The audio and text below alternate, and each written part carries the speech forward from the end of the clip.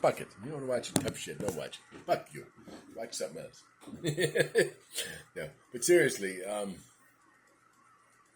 yeah, you know, the fucking Serge Nubret thing, you know, it blows my mind. It's like all this talk, like Arnold saying, oh, no, a little bit of primo, a little bit of primo near competition. We used a little bit of, fuck you. That's what I got to say. You're full of shit. You're a lying sack of shit. You know, and I always believed Arnold, like, you know, fucking, but he's full of shit. You know, he's completely full of shit. Why is Arnold full of shit? Because Serge Nubret was on fucking trend. What the fuck? That's why. And he beat Serge Nubret. Okay? So what the fuck? You're telling me, oh no, my genetics was so much better than the Serge Nubret. I did not need the trend. No. He was on mad fucking drugs. And the fact that he grew up in Austria, which is in the 1950s and 60s, was probably one of the best places to get steroids. Yeah. Easy from your local pharmacist. Yeah. Steroids.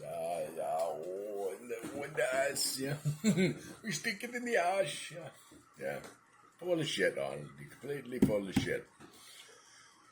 You know, my opinion on Arnold's stack was probably fucking bare testosterone, you know, with primo, probably Winstrol, you know, something along those lines. Who knows? Maybe a little parabolin, like goddamn Serge Nubret, you know, which is trend. So the idea that fucking, you know, these guys, and then the fact that like guys like Grimmick, you know, there's like a letter from the 50s, early 50s, with John Grimmick talking about him getting testosterone, okay? John Grimmick, if you don't know, was Mr. USA in what, like 1940?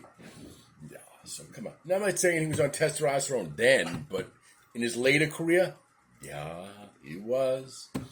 And a lot of other people from the 60s said, you know, that there was gear around then. And I did a thing on, what's his name there? Now my brain is like, hey, I'm trying to bring up the son. The wrestler. What's his name? What's the name of that wrestler? It's coming.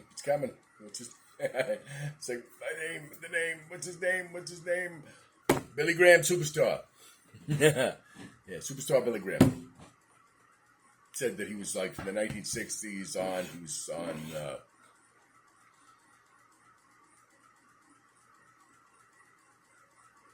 Steroids. Dietable, 3 a day, he said he took. And a lot of wrestlers just started taking it in the 70s. You know, so I'm sure plenty of guys were, like Hulk Hogan. Yeah. I think the only, you know, wrestler you could make an argument that probably didn't need steroids was Andre the Giant, you know. Anyway, my point. All these guys who want to talk back in the day how they didn't have steroids and words, they're full of shit. Especially Arnold. Complete lies, you know.